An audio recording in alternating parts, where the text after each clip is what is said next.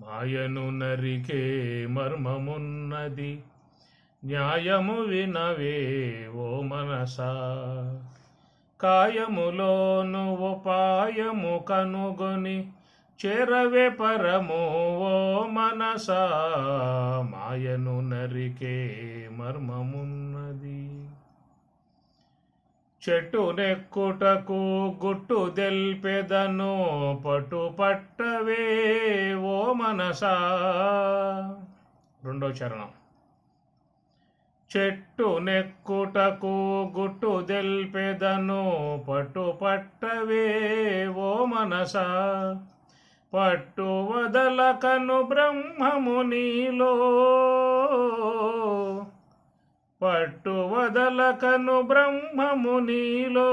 గుట్టు తెలియవే ఓ మనసా.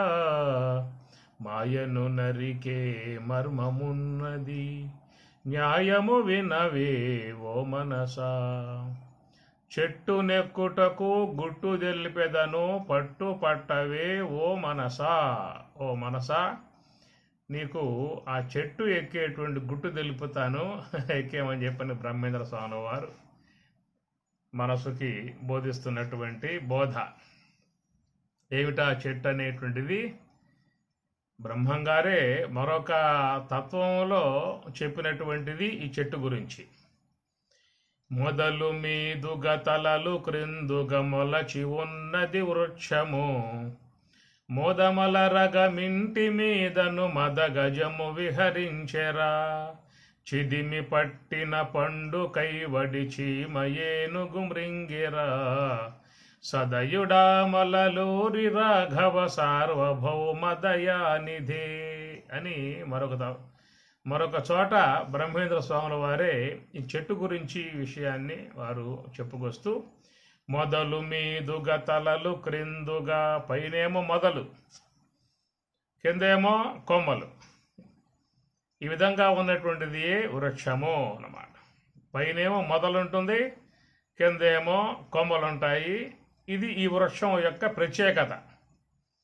మామూలుగా మనం లోకంలో చూస్తూ ఉంటాము, పైనేమో కొమ్మలు కింద మొదలు ఉంటుంది. ఇది లోకం యొక్క విధానము. కానీ ఇక్కడ చెప్పేది ఆధ్యాత్మిక పరంగా చెప్పే విషయంలో, మొదలు మీదుగా తలలు క్రిందుగా మొలచి ఉన్నది వృక్షము. ఏమిటా వృక్షము అని చెప్పుకున్నట్లయితే ఒక అర్థం, అనగా భౌతికంగా చెప్పుకునే అర్థం దీంట్లో ఉంటుంది, పారమార్థికంగా చెప్పుకునే అర్థం దీంట్లో ఉంటుంది. భౌతికంగా చెప్పుకోవాల్సి వస్తే ఈ దేహమే వృక్షం. అది ఏమి, ఇప్పుడు మనం చెట్టుకు నీళ్ళు ఎక్కడ పోస్తాం? కొమ్మలకి, పిందెలకు, కాయలకు, ఆకులకు నీళ్లు పోస్తామా? అవసరంలా. మొదట్లో నీరు పోసావు అంటే ఆ నీరు చెట్టు తాగి ఆ కొమ్మలకు, పూతకు, పిందెలకు, ఆకులు నీరు అందిస్తూ ఉంటుంది.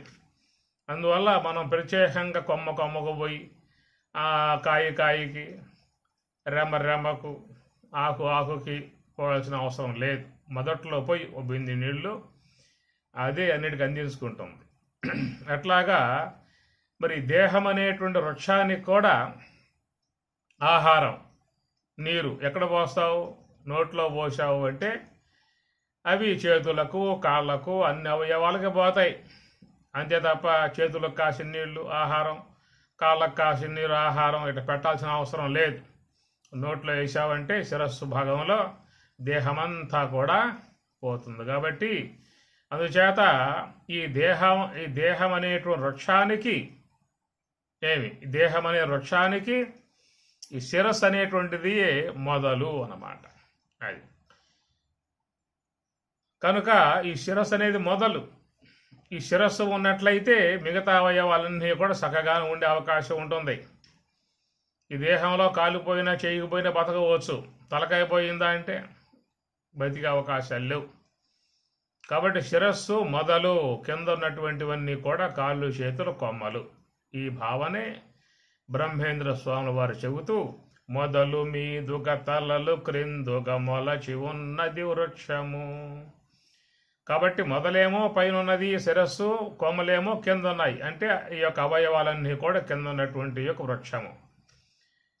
మనం గమనించినట్లయితే వృక్షం యొక్క వేళ్ళన్నీ కూడా మరి ఆ మొదల కాడే వ్యాప్తమై ఉంటాయి భూమిలో.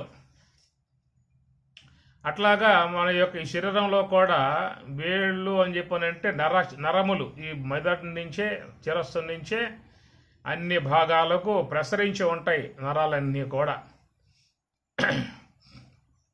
కాబట్టి మరి ఈ యొక్క శిరస్సు అనేటువంటిది ఈ దేహం అనే వృక్షానికి మూలమై ఉన్నటువంటిది. కనుక ఎవరైనా ఈ దేహం ఫోటో తీసుకోవాల్సి వస్తే చక్కగా నిలువు ఫోటో, ఫుల్ ఫోటో అనేది తీసుకుంటారు. ఒక వ్యక్తి ఫోటో షాప్కి వెళ్ళాడు. అయా ఫోటో తీస్తావా అన్నాడు. తీస్తాను. ఎంత తీసుకుంటావు?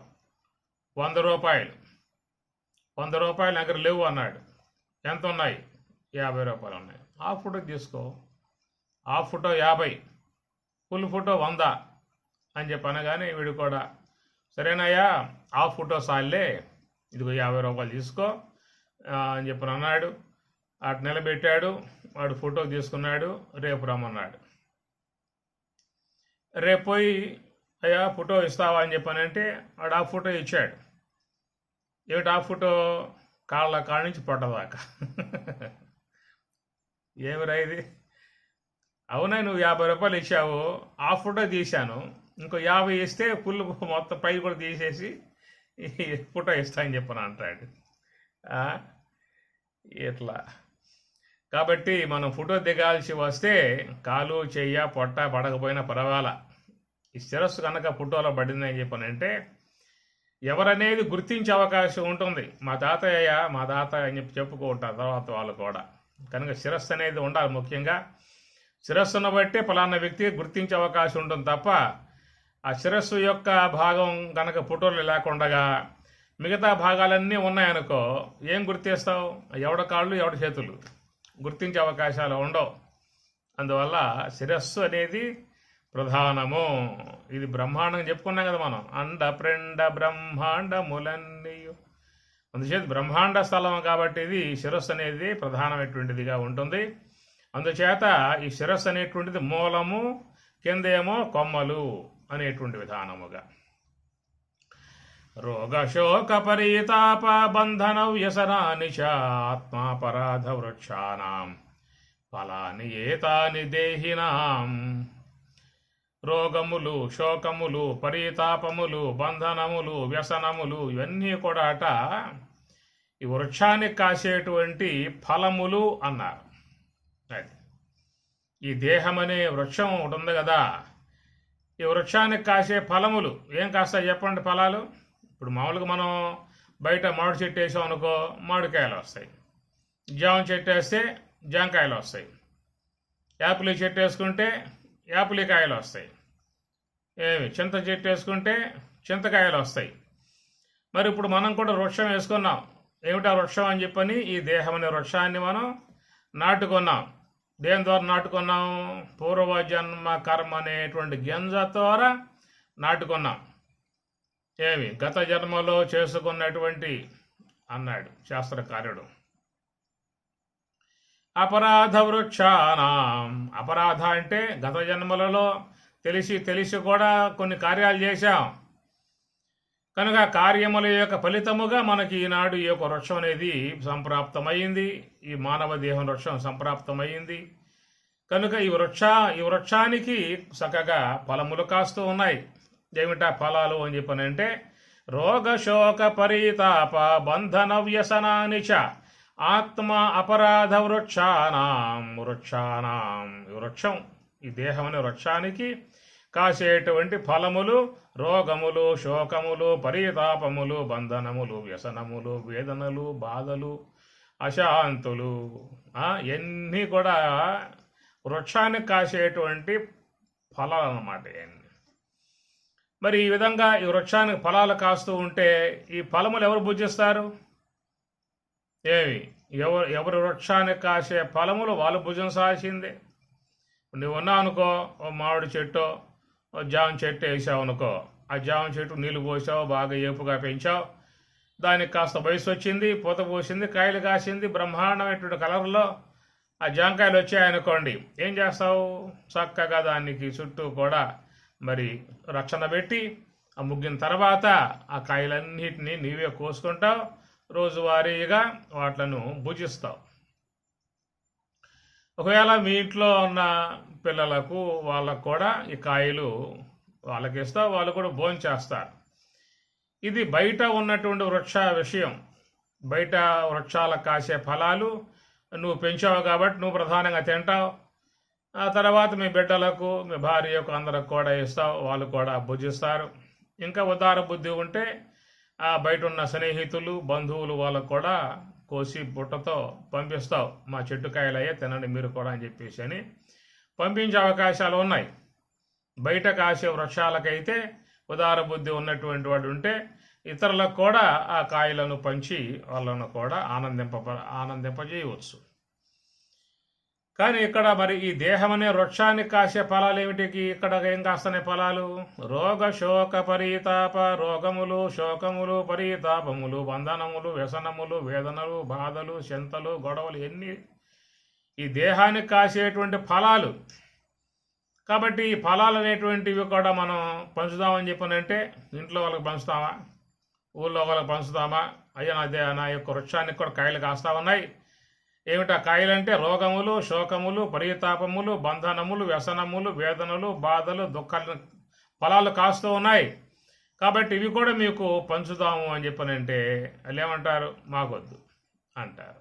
ఎందుకు? మాకు వృక్షం ఉంది, మా చెట్టు కూడా కాస్తా ఉన్నాయి, మాకు వేదనలు, బాధలు, దుఃఖములు, రోగాలన్నీ వస్తూ ఉన్నాయి. ఎవరికి ఇస్తున్నాం మేము? ఎవరు తీసుకోరు.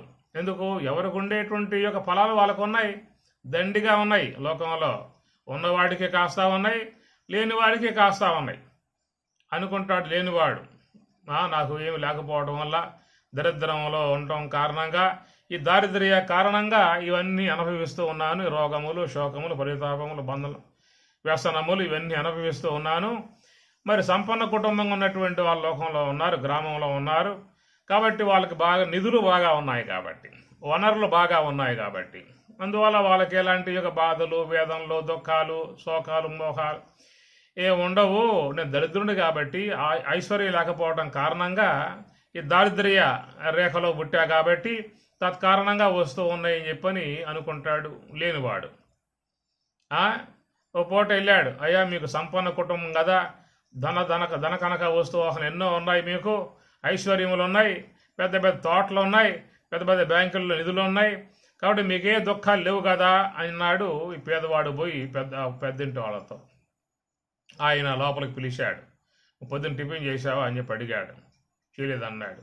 టిఫిన్ చేయి ముందు, తర్వాత చెబుతున్నా కథ అని చెప్పని అన్నాడు. ఆ ప్రకారముగా టిఫిన్ అయిన తర్వాత ఆరంభం చేశాడు.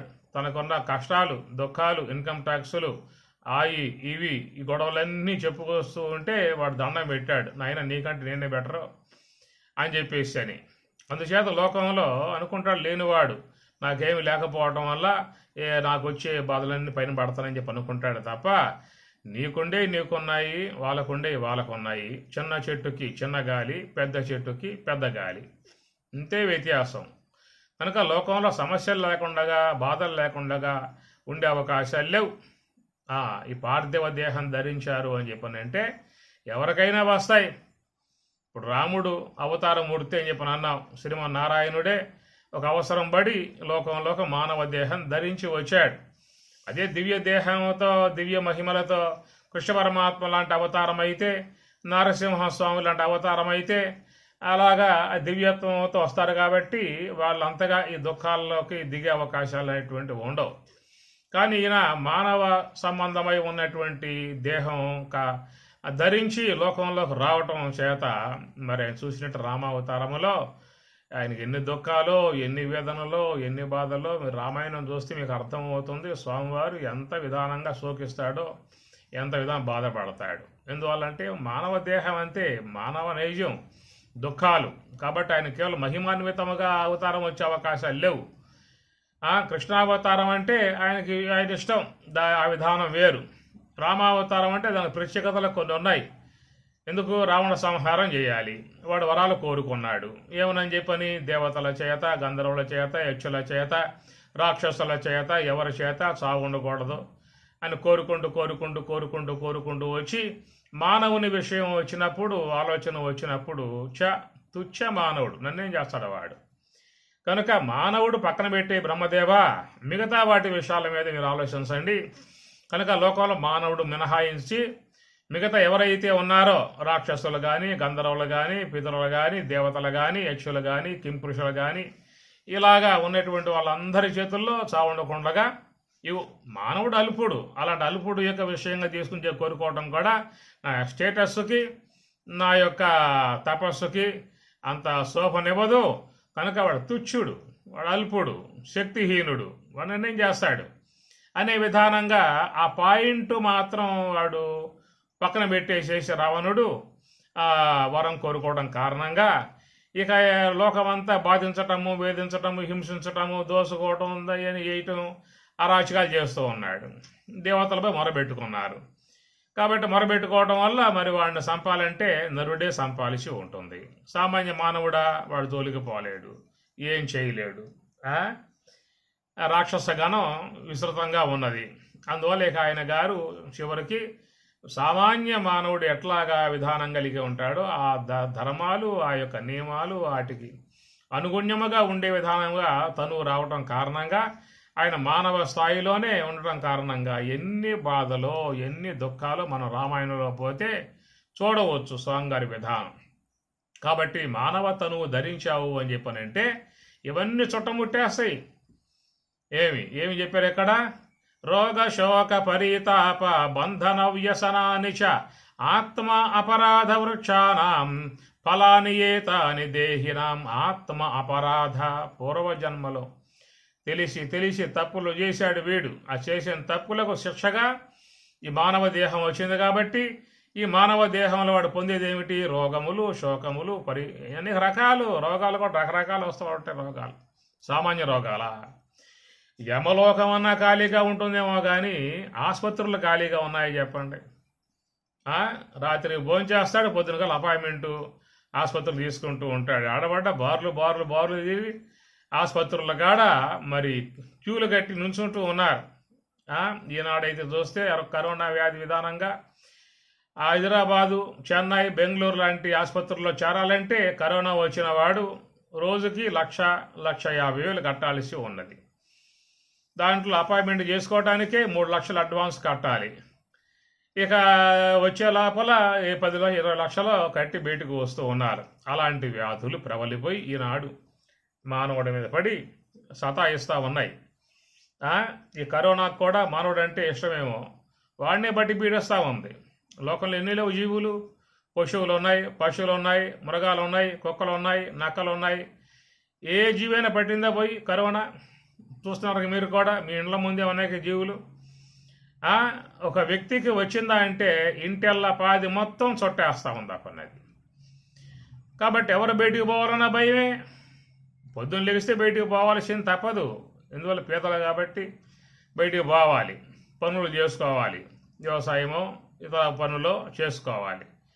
ఈ చేసే విధానాలలో ఈ 10 మంది కుటుంబ సభ్యులు పోయినప్పుడు ఈ కుటుంబంలో 10 మంది బయటకు పోతే 10 మంది క్షేమంగా వస్తున్నారా?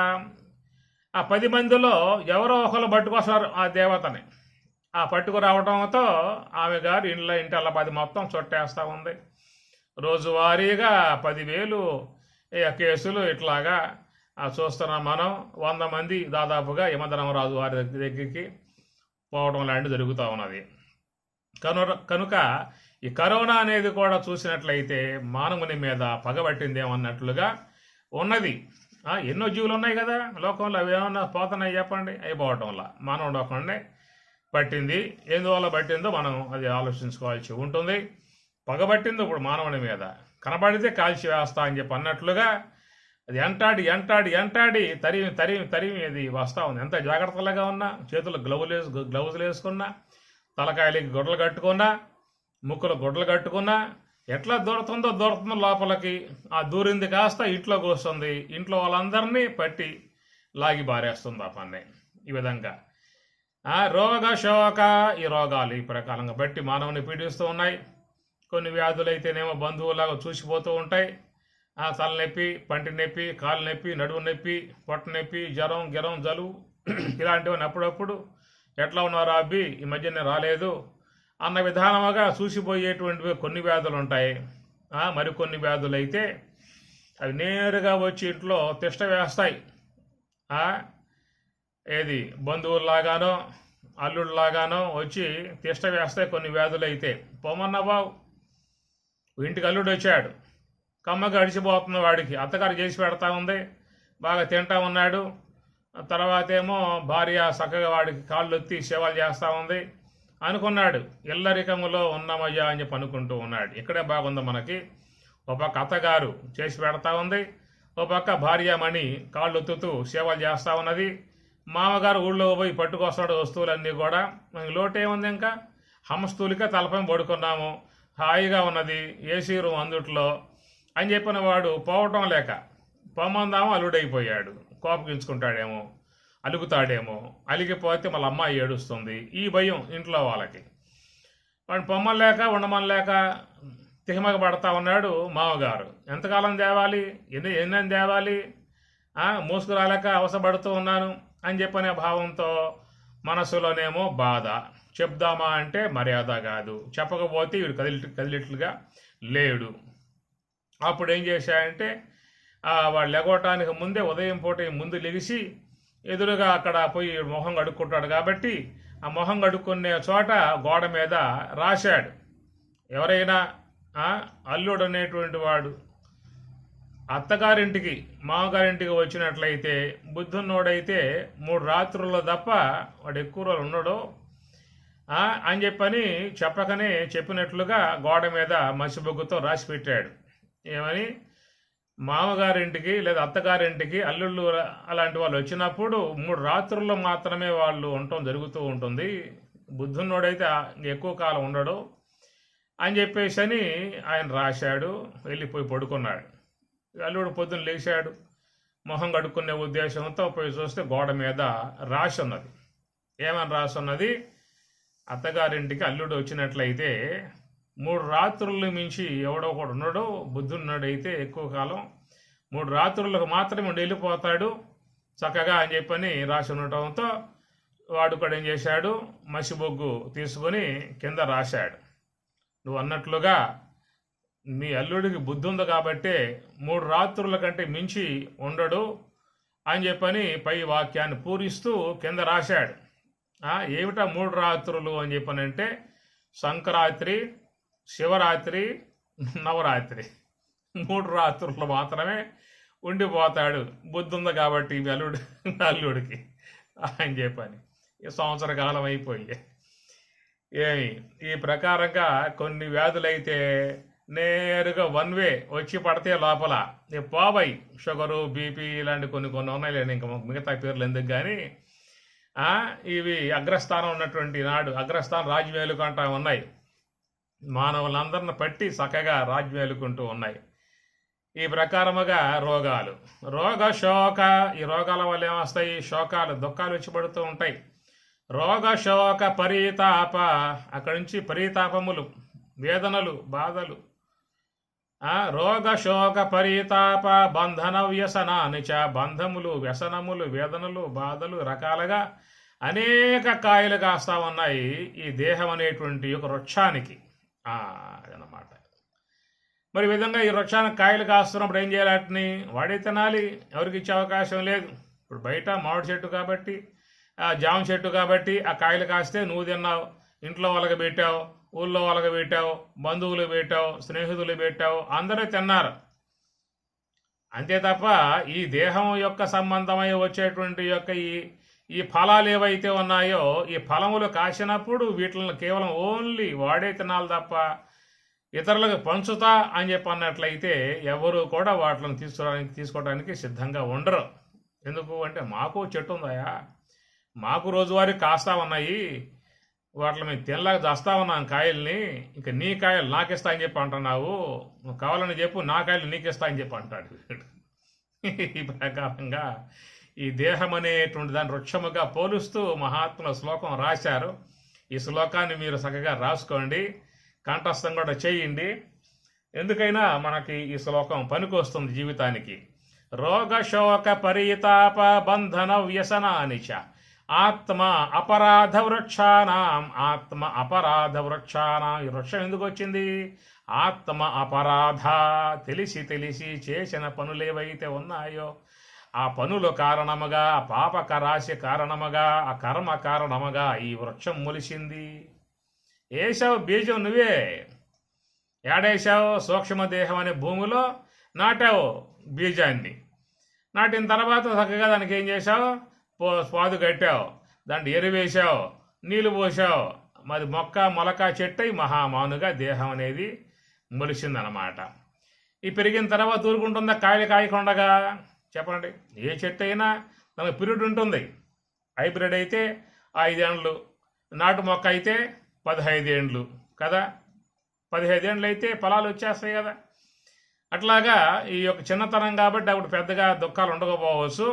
ఆ తర్వాత ఈ దేహం నుంచి కాయలు లాంటివన్నీ కూడా వచ్చేస్తాయి. కాబట్టి ఈ ఆత్మ అపరాధ వృక్షానాం అని చెప్పి అన్నాడు. గత జన్మలో తాను తెలిసి తెలిసి చేసినటువంటి కార్యాలు అయితే ఉన్నాయో ఆ కార్యముల యొక్క, పనుల యొక్క సంబంధ కర్మ అనే బీజాన్ని సూక్ష్మదేహం అనే భూములు నాటావు కాబట్టి ఈ దేహం అనే మొక్క మొలిసిందయా. కాబట్టి ఆ మొక్క మొలిసిన తర్వాత, చెట్టు అయిన తర్వాత ఏ చెట్టు ఊరుకోదు. చెప్పండి. వేప చెట్ట కాయలు కాయమాక అని చెప్పానండి. మామిడి చెట్ట కాయలు కాయమాక అని చెప్పానండి. ఊరుకుంటుందా? ఏమి ఋతుకాలం వచ్చిందా? పూత పూస్తుంది, పిందులు వస్తాయి, కాయలు వచ్చేస్తాయి, అంతే. ఇక్కడ చెప్పాల్సిన అవసరం లేదు.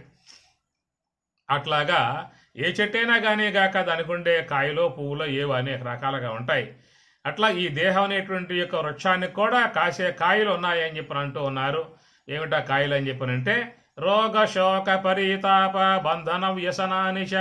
ఎన్ని కూడా ఉన్నటువంటి కాయలన్నీ రకరకాల కాస్తూ ఉంటాయి.